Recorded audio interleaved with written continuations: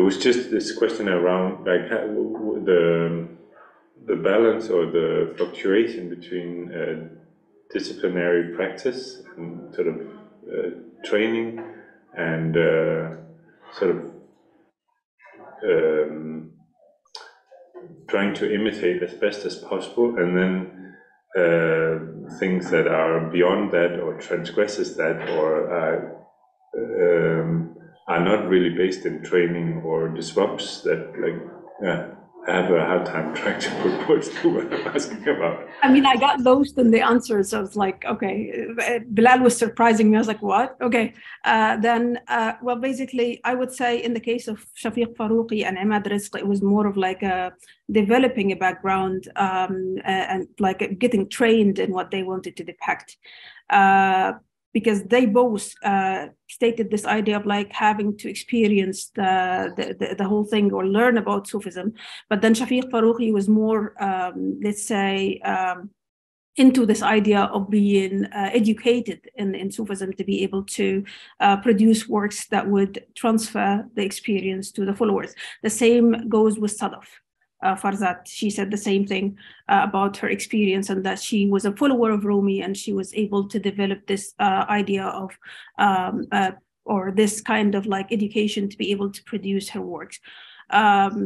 For Imad, he said that he would experience it, not learn about it, but he would learn it by experience, not by studying or reading or develop a discipline.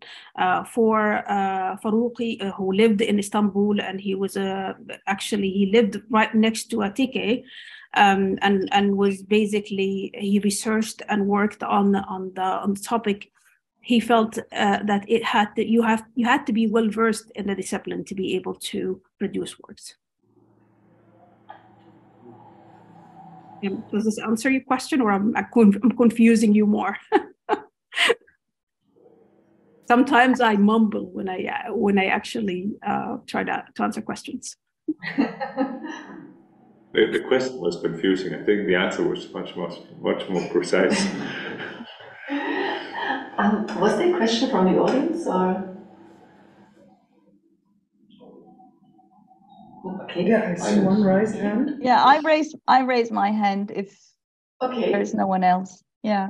Okay. I'd like to start with Hala, because I think she's on her way to catch the flight. So, Hala, the way I say your name is Hala or Hala. I don't know how you say it. Hala. I know Hala is Hala. All right, so the same, and my name is actually Aylin, and we actually have the same meaning as far as I know. The light around the moon. Right, Aylin is, I think, Persian. So it was also fascinating to see all the drawings of the whirling dervishes that we see, every year in Konya, or sometimes, in Istanbul, unfortunately, as a performance only, not as a ritual, because they don't have their sheikh when they whirl. So one, in order for it to be a religious ritual, it shouldn't be, in a performance center. That's what I believe. And the drawings that you chose, my question was, did you choose them, consciously? Saying the drawings should be made by Sufis, or did you choose them consciously saying they should all be impressionistic? Because I was just wondering, did you have also other choices where you have access to some more abstract depiction of transcendence in whirling dervishes? Abstract. Did you consciously not choose abstract depictions? Because there are also some more abstract depictions of the dervishes, and I was just wondering whether that was a conscious choice in yours. Impressionistic versus abstract is my question. Well, what I did was basically focusing more on the Impressionism part of it, because the concept of light was something big in Impressionism. So I was like, okay, so I'll focus on this more. So that was one reason, and also the responses of artists. There was a coincidence that most of the artists who responded to my emails or were accepted that I would interview them. Working was the Impressionist approach. Okay. All right. So I was just thinking maybe abstract painting could also the transcendence during whirling as well. I don't know, as another dimension. Absolutely. Yeah.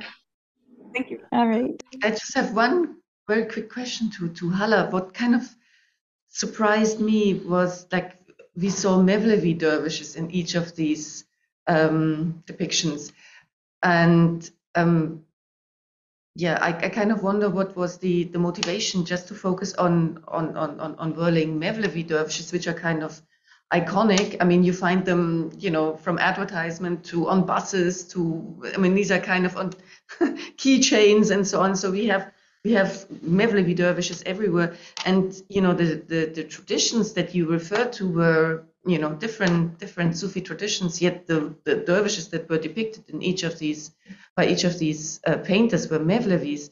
And you know, I mean, I think the Sufi tradition that your husband is affiliated with is it Kasabiya Halwatiya, no? So I kind of wonder how these two overlap. I mean, because whirling is something that is done by The Mawlvi. Not only, but in many traditions. I mean, the Shazili and whatever. I mean, they all whirl, yeah.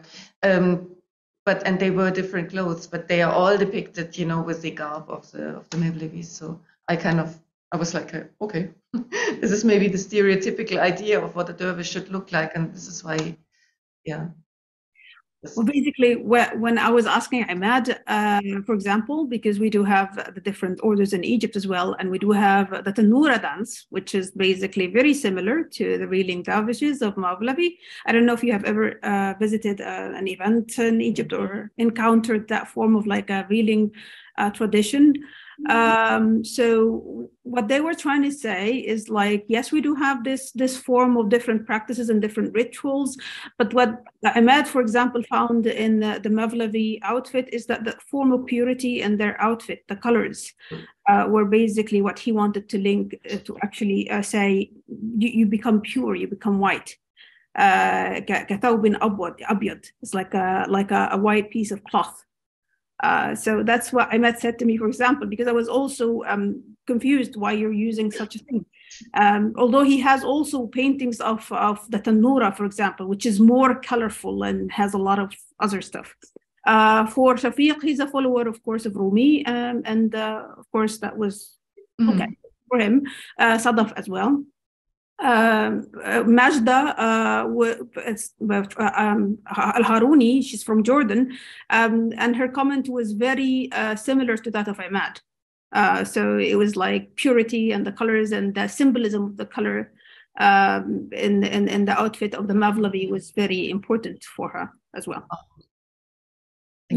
Also Haib as well, she's an Iraqi artist, and she works more on the gender. She has a female reeling dervishes. And it's also the colors. She's very influenced in her works by the Chinese school of art. So this is Haif. She's from Iraq, and she works also. She would use the Mavlavi outfit for her paintings as well.